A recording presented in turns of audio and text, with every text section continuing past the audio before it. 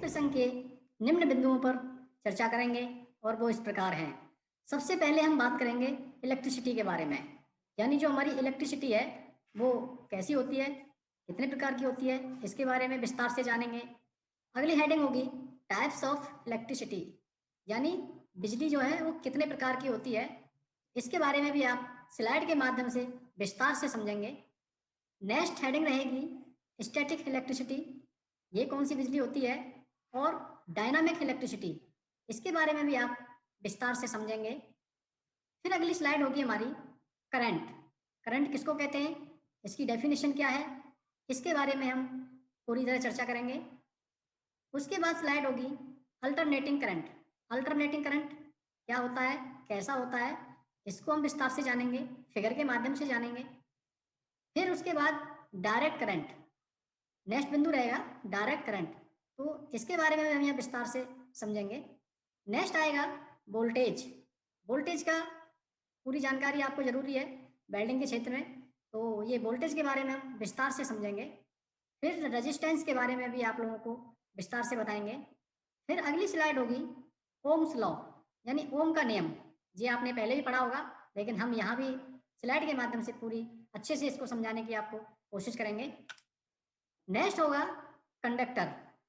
Conductor कौन से पदार्थ होते हैं, किसको कहते हैं, तो यहाँ ये आप इस हेडिंग में जानेंगे। और इंसुलेटर, नेक्स्ट हेडिंग होगी इंसुलेटर की। तो इंसुलेटर कौन से पदार्थ होते हैं, कैसे पहचान करेंगे आप, किस तरह से जानेंगे कि इंसुलेटर पदार्थ है ये, या कंडक्टर है या इंसुलेटर है, तो आप इनकी विस्तार से यहाँ आप जानेंगे। अगला पॉइंट होगा open circuit voltage. Open circuit voltage है उसके बारे में हम विस्तार से समझेंगे। आर्क वोल्टेज, आर्क वोल्टेज क्या है, ये जो आर्क वेल्डिंग में जो मशीन यूज होती है उसका एक फीचर होता है, आपने देखा होगा एक नॉब पे लिखा होता है आर्क वोल्टेज, तो उसका क्या पर्पज है, क्या होता है, क्यों होता है, तो आप इस पर भी विस्तार से हम डिस्कस करेंगे। अगला पॉइंट होगा इलेक्ट्रिक सर्किट। इलेक्ट्रिक सर्किट कैसे कहते किसको हैं, इसके बारे में आप विस्तार से जानेंगे। अगला हेडिंग होगी सीरीज सर्किट। जो सीरीज सर्किट है वो सर्किट कैसी होती है ना, इसके बारे में आप विस्तार से समझेंगे। और पैरेलल सर्किट, इसको भी हम यहाँ अच्छे से डिस्कस करेंगे। आखिरी में होगा uses of electricity in welding. Welding में बिजली का जो उपयोग होता है, तो कौन कौन सी वेल्डिंग है उनमें बिजली का उपयोग होता है, इसके बारे में आप विस्तार से समझेंगे। चलते हैं हम नेक्स्ट स्लाइड पर। सबसे पहली हेडिंग है इलेक्ट्रिसिटी, यानी बिजली।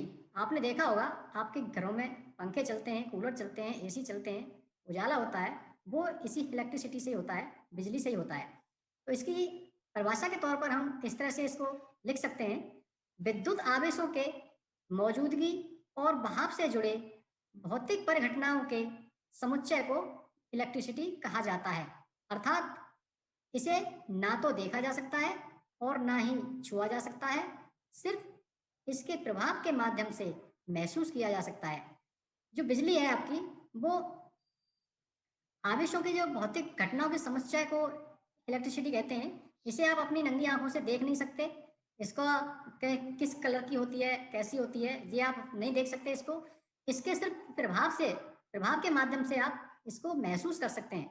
जैसे आपके घरों में फैन चल रहा है, अगर पंखा चल रहा है तो आपको पता होगा कि आपके घर में बिजली आ रही है, ठीक है। एसी चल रहा है तो आप समझ जाते हैं कि बिजली आ रही है, तो ये आप महसूस कर रहे हैं, पंखे के प्रभाव से महसूस कर रहे हैं, तो पंखा चल रहा है, ठीक है। तो इस तरह से इसको आप महसूस किया जा सकता है। जैसे पंखे का चलना, बल्ब का जलना, बिजली ताप ऊर्जा, न्यूक्लियर ऊर्जा पानी को ऊंचाई पर एकत्र करके तथा रासायनिक क्रियाओं द्वारा प्राप्त होती है। भिन्न भिन्न प्रकार की शक्तियों से इंजन व टरबाइनें चलते हैं और जनरेटरों को चलाकर बिजली उत्पन्न की जाती है। यानी बिजली जो बनती है वो ताप ऊर्जा से, न्यूक्लियर ऊर्जा से, और जो पानी के बड़े बड़े डैम होते हैं उनसे बनाई जाती है। अब आती है टाइप्स ऑफ इलेक्ट्रिसिटी, यानी बिजली कितने प्रकार की होती है। तो बिजली आपकी दो प्रकार की होती है। नंबर एक स्टैटिक इलेक्ट्रिसिटी, यानी स्थिर बिजली। ये आपने देखा होगा, इसकी परिभाषा हम इस तरह से दे सकते हैं, इसे रगड़ द्वारा उत्पन्न हुई या घर्षण बिजली फ्रिक्शनल इलेक्ट्रिसिटी भी कहते हैं। ये बिजली गतिहीन होती है, यानी इसमें कोई गति नहीं होती। ये जो बिजली है एक स्थान से दूसरे स्थान पर नहीं जा सकती। हम कहें कि इसको यहाँ से वहाँ ले जाएं तो नहीं जाएगी। इसे एक स्थान से दूसरे स्थान तक नहीं ले जाया जा सकता, इसलिए इसका उपयोग हमारे दैनिक जीवन में कुछ नहीं किया होता। नेक्स्ट है डायनामिक इलेक्ट्रिसिटी, यानी गतिशील बिजली। गतिशील बिजली आपने देखा होगा, आपके यहाँ फंक्शनों में जनरेटर चलते हैं या बिजली घरों से बिजली आती है, ठीक है, वो तार के माध्यम से आपके घर तक आती है, तो ये गतिशील बिजली होती है। इसकी परिभाषा हम इस तरह से दे सकते हैं, इस प्रकार की बिजली को जनरेटर या रासायनिक क्रिया द्वारा उत्पन्न किया जाता है।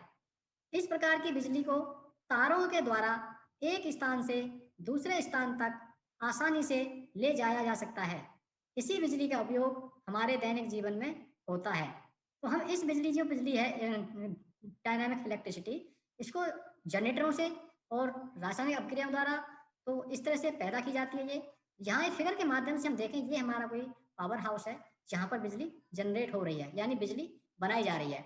उसके बाद यहाँ से बनी हुई बिजली को तारों के पोल के, ये आप पोल देख रहे हैं, इसके माध्यम से ये आगे की तरफ यहाँ से बन करके तारों के माध्यम से फिर सब स्टेशन तक जाती है, और सब स्टेशन से जाने के बाद में ये हमारे घरों में, कारखानों में अलग अलग डिस्ट्रीब्यूट होती है। तो कहने का मतलब ये हुआ, जो गतिशील बिजली है इसी का प्रयोग हम अपने दैनिक जीवन में करते हैं, और जो स्थिर बिजली है उसका हमारे दैनिक जीवन में कोई भी उपयोग नहीं है। तो बिजली हमारी दो प्रकार की होती है, लेकिन जो हमारे यूज में आती है वो डायनामिक इलेक्ट्रिसिटी ही होती है। नेक्स्ट, इलेक्ट्रिक करंट यानी विद्युत धारा। इसको आप इस तरह से समझ सकते हैं, विद्युत धारा किसे कहते हैं? किसी इलेक्ट्रिक सर्किट यानी विद्युत परपथ में इलेक्ट्रॉन के लगातार बहने को ही इलेक्ट्रिक करंट, विद्युत धारा कहते हैं। इसे आई द्वारा प्रदर्शित किया जाता है और इसकी इकाई एम्पियर होती है। तो विद्युत धारा को हम किस में नापते हैं? एम्पियर में। इतने एम्पियर का करंट चल रहा है, ठीक है, ये फिगर के माध्यम से आप यहाँ देख सकते हैं। Next, alternating current. Alternating current यानी प्रत्यावर्ती धारा। ये कौन सी धारा है आप इसमें जानेंगे। अल्टरनेटिंग करंट, इसमें करंट अधिक बिजली दबाव से, ध्यान दीजिएगा, इसमें करंट अधिक बिजली दबाव से कम बिजली दबाव की ओर प्रवाहित होता है तथा अपनी दिशा व परिमाण लगातार बदलता रहता है। अर्थात दूसरे शब्दों में हम इस तरह से कह सकते हैं, प्रत्यावर्ती धारा वह धारा है जो किसी विद्युत परपथ में अपनी दिशा व परिमाण दोनों बदलती रहती हैं, यानी अपनी दिशा और परिमाण दोनों ही बदलते रहते हैं। इसके धन तथा ऋण ध्रुव बदलते रहते हैं। ये एक सेकंड में कई बार धन से ऋण व ऋण से धन बनते हैं, इसलिए इसकी आवृत्ति 50 हर्ट्ज होती है। तो जो आपके घरों में जो यूज होता है वो अल्टरनेटिंग करंट होता है, प्रत्यावर्ती धारा होती है उसे, और उसकी आवृत्ति जो होती है 50 हर्ट्ज तक होती है। तो ये आपने अच्छे से आप समझे होंगे। नेक्स्ट करंट होता है हमारा डायरेक्ट करंट। ये डायरेक्ट करंट कौन सा होता है? इसको हम इस तरह से देख सकते हैं, दिष्ट धारा इसको हिंदी में कहते हैं। डायरेक्ट करंट वह बिजली होती है जो पॉजिटिव पोल से नेगेटिव पोल की ओर लगातार बहती है, पर इलेक्ट्रॉन का प्रवाह हमेशा नेगेटिव पोल से पॉजिटिव पोल की ओर ही होता है। इसमें ध्रुवों की अदला बदली नहीं होती। तो जो डीसी करंट है उसमें दो पोल होते हैं, एक पोल नेगेटिव, एक पॉजिटिव। आपने उसकी इन्वर्टर की बैटरियां देखी होंगी, उस बैटरी में एक तरफ प्लस का निशान होता है और एक तरफ माइनस का निशान होता है, यानी वो बैटरियां दो पोल हैं, पॉजिटिव पोल और नेगेटिव पोल। तो जो डीसी करंट है वो हमेशा पॉजिटिव पोल से नेगेटिव पोल की तरफ बहता है, बट इलेक्ट्रॉन का प्रवाह हमेशा नेगेटिव पोल से पॉजिटिव पोल की ओर ही रहता है। इन दो फिगरों के माध्यम से हम दोनों का अंतर समझेंगे। जैसे ये अल्टरनेटिंग करंट का फिगर है और ये डीसी करंट का फिगर है। तो ये अल्टरनेटिंग वाले में हमने देखा कि दोनों पोलों की अदला बदली तथा परिमाण बदलते रहते हैं। ये पोल पहले यहाँ से इधर गया, फिर अपना परिमाण चेंज किया, अदला बदली हो गई, फिर इधर गया, यानी कि ये एक सेकंड में कई बार होता है। आप इसको आंखों से देख नहीं सकते हैं बस, ठीक है। तो ये इसमें पोल दोनों अदला बदली हो रही है, अपना परिमाण भी बदल रहा है और पोलों की अदला बदली बदल रहा है। एक बार ऋण हुआ, फिर ऋण का धन हुआ, फिर धन का ऋण हुआ, इस तरह से दोनों पोल आपस में बदल रहे हैं। डीसी करंट में क्या होता है? डीसी करंट का पोल ये पॉजिटिव से नेगेटिव की ओर जा रहा है लगातार, ठीक है। इसमें ये नहीं कि पहले पॉजिटिव पोल था फिर वो नेगेटिव हो गया, फिर नेगेटिव पॉजिटिव हो गया। डीसी में ऐसा नहीं होता। तो अब दोनों का अंतर आप विस्तार से समझ गए होंगे। अब चलते हैं नेक्स्ट स्लाइड पर। वोल्टेज, ये आपने वोल्टेज शब्द सुना होगा। वोल्टेज एक विद्युत बल होता है जब दो बिंदुओं के मध्य पोटेंशियल अंतर होता है तो वोल्टेज एक बल लगाता है, जिसके कारण आवेश एक बिंदु से दूसरे बिंदु की ओर गति करता है, जिसके कारण परपथ में धारा प्रवाहित होने लगती है और इसे हम V से प्रदर्शित करते हैं। आपने देखा होगा वोल्टेज के आप अपने घरों में होते हैं कि आज वोल्टेज कम आ रहे हैं, ठीक है, इतने वोल्ट का करंट आ रहा है, आपका एसी नहीं उठ रहा है, आप कहते हो वोल्टेज 100 से कम आ रहे हैं, तो वही वोल्टेज की हम यहाँ बात कर रहे हैं।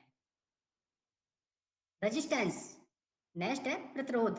तो प्रतिरोध को हम इस तरह से समझ सकते हैं, बिजली सुचालकों में से गुजरती है, ये आप सबको पता है कि बिजली सुचालकों में से गुजरती है, तो वे अपने गुणों के अनुसार इसके पथ में कुछ ना कुछ कठिनाई पैदा करते हैं, जिसे हम रेजिस्टेंस कहते हैं। रेजिस्टेंस चालक की लंबाई तथा क्रॉस सेक्शनल क्षेत्र यानी क्रॉस सेक्शनल एरिया पर निर्भर करता है। इस पर चालक की धातु की प्रकृति का भी प्रभाव होता है। किसी प्रतिरोधक के सिरों के बीच विभवांतर तथा उससे प्रवाहित विद्युत धारा के अनुपात को प्रतिरोध रेजिस्टेंस कहते हैं और इसे ओम में मापा जाता है। तो कहने का मतलब ये हुआ, किसी प्रतिरोधक के सिरों के बीच विभवांतर तथा उससे प्रवाहित विद्युत धारा के अनुपात को प्रतिरोध कहते हैं और इसे ओम में मापा जाता है। नेक्स्ट, ओम्स लॉ, ये आपने पहले भी पढ़ा होगा, ओम्स लॉ, इसे हम इस तरह से बोल सकते हैं। तो ये ओम का नेम इसके क्यों कहते हैं? जर्मनी के एक भौतिक शास्त्री और गणितज्ञ थे जिनका नाम था जॉर्ज साइमन ओम। उन्हीं के नाम पर इस नियम का नाम ओम्स लॉ यानी ओम का नियम पड़ा था। तो ये ओम का नियम क्या है? यदि भौतिक अवस्थाएं कौन कौन सी? ताप, लंबाई इत्यादि स्थिर हों, तब किसी विद्युत परपथ यानी इलेक्ट्रिक सर्किट में प्रतिरोध के सिरों पर उत्पन्न वोल्टेज उसमें प्रवाहित होने वाली धारा के समानुपाती होती है। इसका फॉर्मूला होता है V बराबर IR, यानी V यहाँ वोल्टेज को प्रदर्शित करता है, I करंट को प्रदर्शित करता है और R रेजिस्टेंस को प्रदर्शित करता है। नेक्स्ट, अगर एक फॉर्मूला है ये वोल्टेज यानी V बराबर IR, अगर यहाँ से हमको वोल्टेज निकालना हो, क्योंकि कितने वोल्ट का करंट है इसको हमें निकालना है वोल्टेज को, तो हम एक फॉर्मूला लगाते हैं हमारे पास, ये फॉर्मूला जो है हमारे पास V बराबर IR होता है। तो हम यहाँ से देख सकते हैं R की वैल्यू हमको दी हुई है 8 ओम, जो रेजिस्टेंस दिया हुआ है वो 8 दिया हुआ है और एम्पियर दिया हुआ है वो 5 एम्पियर दिया हुआ है 5। V की वैल्यू हम यहाँ से निकालेंगे, V बराबर IR, यानी R की वैल्यू 8 और I की वैल्यू 5, तो 8 इंटू 5 यानी 40, तो यहाँ V बराबर हो जाएगा 40, तो 40 क्या आएगा? वो वोल्ट आएगा, ठीक है। तो वोल्टेज यहाँ पर 40 निकल जाएगा इस फिगर के माध्यम से। नेक्स्ट स्लाइड, अगर आपको करंट निकालना है तो हम ये वाले फॉर्मूला का यूज करेंगे, I बराबर V अपॉन R। तो यहाँ देखें I बराबर V अपॉन R, तो V की वैल्यू हमको यहाँ दी हुई है 10 वोल्ट और R की वैल्यू 5 और यहाँ I की वैल्यू यानी करंट हमको फाइंड करना है। तो हम क्या करेंगे? V अपॉन R यानी 10/5, तो I की वैल्यू हो जाएगी 2, तो एम्पियर कितना आ जाएगा? 2 एम्पियर यहाँ आ जाएगा। इस तरह से आपके क्वेश्चंस यहाँ आते हैं इस चैप्टर से। और अगली स्लाइड है हमारी रेजिस्टेंस। अगर आपको रेजिस्टेंस फाइंड करना हो तो हम इस फॉर्मूले का प्रयोग करेंगे, R बराबर V अपॉन I। अब यहाँ से हम वैल्यू देखें, R हमको फाइंड करना है, I की वैल्यू 4 एम्पियर है और V की वैल्यू 12 है, तो 12/I यानी 12/4, तो जो 12/4 होगा तो R की वैल्यू निकलेगी, 4 का डिवाइड करेंगे 12 को 4 से तो 3, तो यहाँ से रेजिस्टेंस जो आ जाएगा वो 3 आ जाएगा। इस तरह से R V बराबर IR के फॉर्मूले से हम तीनों जो वैल्यू है हमारी वो फाइंड कर सकते हैं और इस तरह से क्वेश्चंस आते हैं, इसलिए आपको ओम्स के नियम की जानकारी होना बहुत जरूरी है। अब आता है कंडक्टर यानी चालक। ये चालक किसे कहते हैं? आपने इसके बारे में थोड़ा हम बात करते हैं। चालक वे पदार्थ होते हैं जिनसे होकर विद्युत धारा सरलता से प्रवाहित होती है, जैसे तांबा, एल्युमिनियम, सोना, चांदी इत्यादि।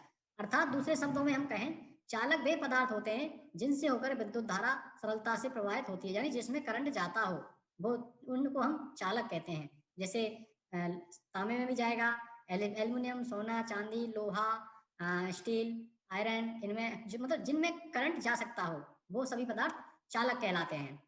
Next, insulator. इंसुलेटर इसको हिंदी में कहते हैं कुचालक। तो ये कौन से पदार्थ होते हैं?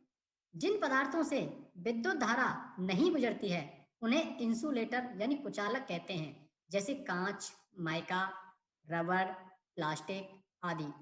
कहने का मतलब हुआ जिन पदार्थों में करंट नहीं गुजरता, जैसे कांच, कांच में करंट नहीं आता है, माइका, चीनी मिट्टी, प्लास्टिक, रबर, इनमें करंट नहीं आता है। आपने पोलों में एक जहाँ पोल पहले ओपन होते थे और उसमें तार जब लगते थे, इंसुलेटर लगते थे चीनी मिट्टी का, उसमें भी करंट नहीं आता था। तो ये सारे पदार्थ जो होते हैं वो उनको इंसुलेटर कहते हैं, यानी कुचालक कहते हैं। कुचालक वे पदार्थ होते हैं जिनमें विद्युत धारा नहीं गुजरती, इनको हम कुचालक कहते हैं। Next, open circuit voltage. ये ओपन सर्किट वोल्टेज क्या है, इसको हम विस्तार से जानेंगे। ओपन सर्किट वोल्टेज, यहां हम देखें, जब किसी विद्युत नेटवर्क के सिरों से जब किसी विद्युत नेटवर्क के सिरों के बीच कोई लोड जुड़ा नहीं होता, तो उस स्थिति में उसके सिरों के बीच वोल्टता को ओपन सर्किट वोल्टेज यानी ओसीबी कहते हैं। कहने का मतलब ये हुआ, जब विद्युत सर्किट जो नेटवर्क है उसमें के बीच में कोई भी लोड जुड़ा नहीं है, यानी कोई आपका मशीन या कोई चीज चल नहीं रही है लेकिन वहां तक करंट पहुंच रहा है, ठीक है, तो उसको कहते हैं ओसीबी यानी ओपन सर्किट वोल्टेज। जहां आप यहाँ से फिगर के माध्यम से आप देखें तो ये ओपन सर्किट वोल्टेज है, यहाँ से ये प्लस, यहाँ से माइनस, दोनों करंट सप्लाई है लेकिन यहाँ पर कोई भी लोड जुड़ा हुआ नहीं है, ठीक है, यहाँ से मतलब कोई भी मशीन इस करंट से नहीं चल रही है तो इस पर लोड नहीं पड़ रहा है, तो वो होता है ओसीबी यानी open circuit voltage. Next, arc voltage. Arc voltage क्या होता है, आपने अपने वेल्डिंग मशीनों में देखा होगा, उसमें एक नॉब होती है और उस नॉब पर लिखा होता है आर्क वोल्टेज। वेल्डिंग मशीन को ऑन करने के बाद इलेक्ट्रोड तथा मूल धातु के बीच आर्क उत्पन्न होती है। कहने का मतलब हुआ, जब हम वेल्डिंग करते हैं तो इलेक्ट्रोड के टिप के नीचे और जिस धातु को हम वेल्ड कर रहे हैं उस धातु के बीच में एक आर्क जनरेट होती है। उसी समय परपथ में वोल्ट मीटर पर दर्शाई गई वोल्टेज को आर्क वोल्टेज कहते हैं। कहने का मतलब हुआ, जब मशीन चल रही है, आपकी मशीन वेल्डिंग कर रही है, तो वेल्डिंग करते वक्त वोल्ट मीटर पर जो वैल्यू दिख रही है वो होती है हमारी आर्क वोल्टेज, ठीक है, उसको हम कहते हैं arc voltage. Next, electric circuit यानी विद्युत सर्किट। तो विद्युत सर्किट क्या है, इसको हम विस्तार से समझ लेते हैं। बिजली एक स्थान से दूसरे स्थान बिजली एक स्थान से उत्पन्न होकर चालक द्वारा भिन्न भिन्न यंत्रों में से गुजरती हुई दूसरी तार द्वारा वापस अपने उत्पन्न होने वाले स्थान पर पहुंचती है। इस पूरे परपथ को ही इलेक्ट्रिक सर्किट यानी विद्युत सर्किट कहते हैं। ये दो प्रकार के होते हैं, यानी विद्युत धारा जो है वो चालक से होकर के जा रही है एक तार से और दूसरे तार से वापस अपने ठिकाने तक आ रही है, तो ये पूरा जो सर्किट होता है इसी को हम विद्युत सर्किट कहते हैं। तो विद्युत सर्किट दो प्रकार के होते हैं, जान लेते हैं कौन कौन से। एक होता है सीरीज सर्किट, नंबर एक सीरीज सर्किट, और नंबर दो होता है पैरेलल सर्किट। तो यहाँ हम सीरीज सर्किट की बात करते हैं। जब कोई रेजिस्टेंस इस प्रकार जोड़े जाएं कि करंट सब रेजिस्टेंस में से गुजरे तो उसे सीरीज सर्किट कहते हैं। जैसे यहाँ से ये कोई हमारा पावर सोर्स है और यहाँ से ये पॉजिटिव पोल जा रहा है और यहाँ से एक नेगेटिव पोल जा रहा है, उसके बाद में एक सीरीज यहाँ जोड़ दिया, ठीक है, एक जो है सर्किट यहाँ जोड़ दिया, उसके बाद दूसरा सर्किट यहाँ जोड़ दिया और ये सर्किट तीसरा यहाँ जोड़ दिया और फिर ये अपना दूसरे नेगेटिव पोल में चला गया। यानी ये जो तीनों सर्किट यहाँ जुड़े हुए हैं सीरीज में, ये तीनों ये जुड़े हुए हैं R1, R2, R3, ये सीरीज में जुड़े हुए हैं, तो इसको हम कहते हैं सीरीज सर्किट, ठीक है। तो इसे जब कोई रेजिस्टेंस इस प्रकार जोड़े जाए कि सब रेजिस्टेंस में से गुजरे हुए हैं तो उसे सीरीज रेजिस्टर कहते हैं। तो ये जितने भी रेजिस्टेंस जुड़े हुए हैं यहाँ पर ये सीरीज में जुड़े हुए हैं, R1 तो इसके साथ R2 फिर R3, ये एक सीरीज सर्किट हुआ। इसी तरह से नेक्स्ट है पैरेलल सर्किट। तो पैरेलल सर्किट कौन सा होता है, समानांतर सर्किट इसे हिंदी में कहते हैं। ये किस तरह का होता है, यहाँ फिगर के माध्यम से आप देख लें, पहले पॉजिटिव पोल और एक नेगेटिव पोल दोनों इधर चल रहे हैं और ये पॉजिटिव पोल वाला वायर जा रहा है। अब इसको इस तरह से बोल सकते हैं, जब सर्किट में सारे रेजिस्टेंस इस प्रकार जोड़े जाते हैं कि सबको समान वोल्टेज मिले, इसमें प्रत्येक रेजिस्टेंस में से प्रवाहित हो रहे करंट की मात्रा अलग अलग हो सकती है। हमारे घरों में पंखा, बल्ब, ट्यूबलाइट आदि इसी क्रम में जोड़े जाते हैं। कहने का मतलब हुआ, जो पैरेलल सर्किट में, जैसे आपके घरों में पंखा, एसी जो वायरिंग हो रही है हमारे घरों में, उसके कनेक्शन पैरेलल सर्किट में ही सारी चीजें जोड़ी जाती हैं। ये होता है पैरेलल सर्किट। तो नेक्स्ट है use of electricity in welding. Welding का, इस बिजली का वेल्डिंग में कौन कौन सा उपयोग है, कौन कौन सी वेल्डिंग में हम इसका उपयोग करते हैं। तो वैसे तो मोस्टली ज़्यादातर वेल्डिंग बिजली से होती हैं, लेकिन फिर भी कुछ इंपॉर्टेंट वेल्डिंग के नाम्स हैं, मैं यहाँ पर आप लोगों को बताऊंगा। सबसे पहले आती है MMAW वेल्डिंग। MMAW होता है manual metal arc welding. Welding जो आपने मार्केट में देखी होगी, तो वो होती है MMAW वेल्डिंग। इसे हम मैनुअल मेटल आर्क वेल्डिंग भी कहते हैं। तो इसमें ये भी बिजली से होती है, इसमें बिजली का प्रयोग किया जाता है। नेक्स्ट है रेजिस्टेंस वेल्डिंग। रेजिस्टेंस वेल्डिंग ये ऑटोमोबाइल की जो फैक्ट्रीज हैं, उद्योग हैं, वहाँ पर होती हैं ज़्यादातर। तो रेजिस्टेंस वेल्डिंग में भी बिजली का प्रयोग किया जाता है। तीसरे तरह की वेल्डिंग होती है इलेक्ट्रॉन बीम वेल्डिंग। ये इलेक्ट्रॉन बीम वेल्डिंग है, इसमें भी हम बिजली का प्रयोग करते हैं, तो ये उद्योगों में यूज की जाती हैं। चौथी तरह की वेल्डिंग होती है मिग वेल्डिंग, MIG वेल्डिंग। इसको मिग वेल्डिंग कहते हैं। अगर इसकी फुल फॉर्म में बात करें तो मेटल इनर्ट गैस वेल्डिंग। ठीक है, तो इसमें भी बिजली का यूज होता है और ये बिजली के द्वारा ही हो जाती है, इसमें बिजली का यूज करते हैं। पांचवी तरह की वेल्डिंग है TIG यानी टिग वेल्डिंग। तो टंगस्टन इनर्ट गैस वेल्डिंग इसको हम कहते हैं। तो इसमें भी बिजली का प्रयोग किया जाता है, ये भी बिजली से ही होती है। छठवीं तरह की वेल्डिंग है सबमर्ज्ड आर्क वेल्डिंग, इसे हम शॉर्ट में SAW भी कहते हैं। तो ये भी वेल्डिंग हमारी बिजली से ही होती है, क्योंकि बिना बिजली के ये वेल्डिंग नहीं होती। सातवीं तरह की वेल्डिंग है इलेक्ट्रोस्लैग वेल्डिंग। तो ये भी इलेक्ट्रोस्लैग वेल्डिंग, ये सबमर्ज्ड का ही दूसरा रूप है, उससे मिलती जुलती है। तो इसमें भी हम बिजली का ही प्रयोग करते हैं, ये बिना बिजली के भी नहीं होती, तो इसमें भी हम बिजली का यूज किया जाता है। आठवीं है प्लाज्मा आर्क वेल्डिंग और कटिंग, यानी प्लाज्मा आर्क वेल्डिंग और प्लाज्मा आर्क कटिंग, ये दोनों हैं, वेल्डिंग भी कटिंग भी। तो प्लाज्मा आर्क वेल्डिंग भी बिजली से होगी और प्लाज्मा आर्क कटिंग भी बिजली से होती। यानी इसके अलावा और भी वेल्डिंग हैं जिनमें हमारी इलेक्ट्रिसिटी का प्रयोग किया जाता है। तो बिजली का वेल्डिंग के क्षेत्र में बहुत महत्व है, तो बिना बिजली से कोई भी वेल्डिंग ज़्यादातर संभव नहीं है। तो नेक्स्ट चलते हैं। आज के जो प्रशिक्षण में हम लोगों ने आपको समझाया है, आज के प्रसंग में हमने बेसिक विद्युत के बारे में जाना है, आपने एक बेसिक बिजली के बारे में जाना है, बिजली कैसी होती है, कितने तरह की होती है, ठीक है, और बिजली के प्रकार के बारे में भी आपने जाना है, कितने प्रकार की होती है। अगला अल्टरनेटिंग करंट यानी प्रत्यावर्ती धारा कौन सी होती है, आपने इसके बारे में विस्तार से समझा है। डायरेक्ट करंट कैसा होता है, इसको फिगर के माध्यम से मैंने आप लोगों को समझाया है। और वोल्टेज किसे कहते हैं, ये भी आप लोगों के जाना है। रेजिस्टेंस किसे कहते हैं, ये भी आप लोगों ने जाना है। बिजली का प्रयोग किस किस वेल्डिंग में किया जाता है, इसके बारे में भी हमने आखिरी में बात की है। कुछ वेल्डिंग के एग्जाम्पल भी मैंने आपको बताए हैं जो बिजली से होती हैं। तो नेक्स्ट, इस पूरे पाठ्यचर्या में जो हमने मटेरियल यूज किया है वो कुछ यहाँ से लिया है, और आप भी अपनी अधिक जानकारी के लिए इस वेबसाइट को विजिट कर सकते हैं www.bharatskills.gov.in पर जाकर के भी आप अपनी स्टडी कर सकते हैं। विकिपीडिया का भी आप सहारा ले सकते हैं, वहाँ से भी आप कुछ मटेरियल इसके बारे में और अधिक जानकारी ले सकते हैं। प्रीतम ठाकुर वेल्डिंग टेक्नोलॉजी की बुक आती है जो रॉयल प्रकाशन की बुक है, मैंने इसका भी यूज किया है और आप भी इसका यूज कर सकते हैं। निम्मी प्रकाशन चेन्नई की एक वेल्डिंग थ्योरी की बुक आती है, उसका भी आप यूज कर सकते हैं। और इन चारों माध्यमों से आप अधिक जानकारी के लिए, अपनी स्किल को बढ़ाने के लिए इनका प्रयोग कर सकते हैं।